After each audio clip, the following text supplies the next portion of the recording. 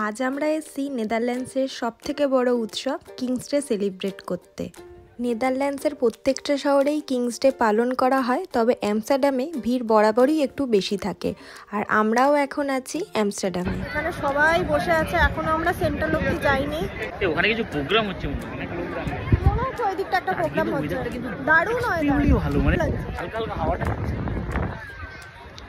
আজকে আমরা চলে এসেছি এখানকার কিংস ডে সেলিব্রেট করতে। সবাই মিলে যাবে না তো যে আমরা আজকে কি সেলিব্রেশন করতে বেরোবো, এরকম ভাবে মালা পরে আমরা রাস্তায় বেরিয়েছি। Happy birthday to king. চারপাশে আজ উৎসবের আমেজ, আর বেশিরভাগ লোকজনই পরেছে কমলা রঙের জামা কাপড়, যা কিনা ডাচ রাজপরিবারের প্রতীক, কারণ আজ তো রাজারই জন্মদিন। রাস্তার ধারে বসেছে ফ্লি মার্কেট, যেখানে বাচ্চাদের খেলনা, জামা কাপড়, নিজেদের বানানো জিনিসও বিক্রি হচ্ছে। অ্যামস্টারডামের বিখ্যাত ক্যানালগুলোও থেমে নেই, শত শত বোট ঘুরে বেড়াচ্ছে তাতে, আর প্রত্যেকটা বোট যেন এক একটা ভাসমান ক্লাব। গানের শব্দ, লাইটিং আর মানুষজনের আনন্দে ভরে উঠেছে পুরো একটা এলাকা।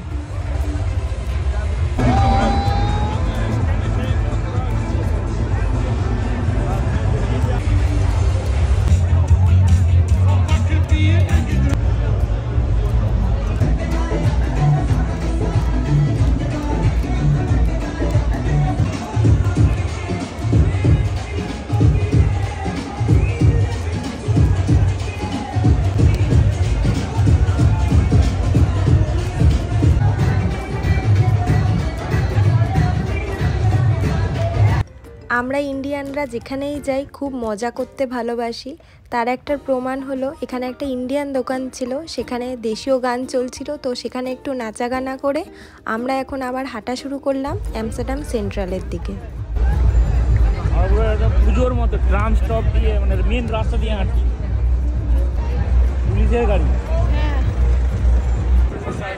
রিক্সা চলে এখানে। দুর্গাপুজোর সময় রাস্তা দিয়ে হেঁটে গেলে যেরকম ফিলিংস হয়, আজ ঠিক সেরকমই লাগছে।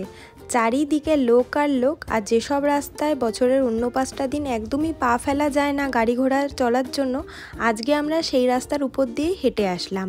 তো হাঁটতে হাঁটতে একদম অ্যামস্টারডাম সেন্ট্রাল স্টেশনের পাশে চলে এসেছি। আর এই সেন্ট্রাল স্টেশনের একদিকে আছে অ্যামস্টারডাম শহর, আর অন্যদিকে আছে এই নদীটা, যার নাম এই। তো এই নদীর পাশে বসে আমরা কিছুক্ষণ গল্পগুজব করব। জায়গাটা ভীষণ সুন্দর, এখানে বসে থাকতেও ভালো লাগে। তাহলে আজকের এই ভিডিওটা আমি এখান থেকেই শেষ করছি। দেখা হবে নেক্সট দিন অন্য কোনো ভিডিওতে, ততক্ষণের জন্য টাটা।